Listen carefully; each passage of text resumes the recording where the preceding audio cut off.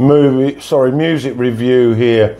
Going to review Deep Purple in Rock, released in 1970, and it's in my top 5 for that year. This album was recorded by what is to be known as Deep Purple Mark II, which was formed in '69 after the founding members, Ritchie Blackmore, John Lord and Ian Pace, decided to get rid of Rod Evans to replace him with someone who could tackle a hard rock style. And they also sacked Simpler as well. So what did they get? Well, they got Ian Gillan, and he brought along a friend of his, Roger Glover, on bass. Now, both Gillan, who was both a brilliant singer and a great lyric writer, and Glover, a top bassist, also wrote songs and arranged and was pretty handy in the studio. So all in all, it was a good move. Anyway, this release was the album that broke Deep Purple into the big lead. It was released at the same time as Black Sabbath's classic debut and also Led Zeppelin 2. And these were possibly the 3 most influential records that formed what we now know as heavy metal rock. I don't like that term metal anyway. So my review, I'm going to go through it track by track, as I like to do. So the album got off to a great start with Speed King. It's a frantic, distortion-laden organ that starts us off, and then the song kicks in furiously with Gillan screaming out those lyrics. An explosion of rip-roaring lead guitar from Ritchie Blackmore, and then John guides us into the next riff with Pace's tight drumming.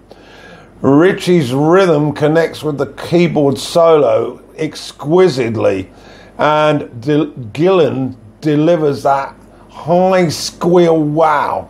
You just know that you're listening to something special. It was influenced by some of the old rock and roll, particularly Peter Little Richard's Good Golly Miss Molly, but it's nothing like that at all. Right, track 2, Bloodsucker. Now this is a solid rocker. Ritchie Blackmore owns the riff, and it glides out with great interplay between Lord and Blackmore in the midsection.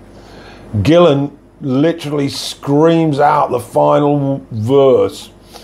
So we're on to track 3, and this track closes out the first side. It's Child in Time. What else? This classic 10-minute of stunning music was received by all as a tremendous piece of work. It opens with Lord's keyboard line, which is one of the most recognizable in rock music history. Gillan's words, well, they really make your heart bleed. And although they're restrained at the start, he lifts the song into an extraordinary vocal with repeatless pleading, building to a spine-tingling scream. It's here that Lord and Blackmore kick in for a blistering 5-minute midsection that truly reaches new levels of power and virtuosity in rock. Pure theatre. And Gillan then comes back in at the end to take us all there again. The full emotion is on a par with Robert Plant. The slow build-up of vocal tone is gripping. The tears wipe from your eyes, and the liquid solo from Blackmore is something else.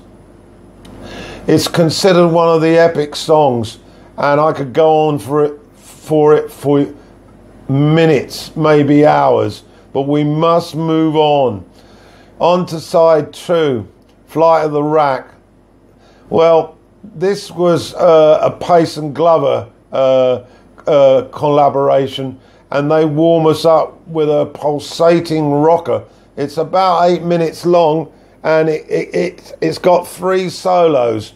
It's conventional and brings a sense of normality to the album after that first side.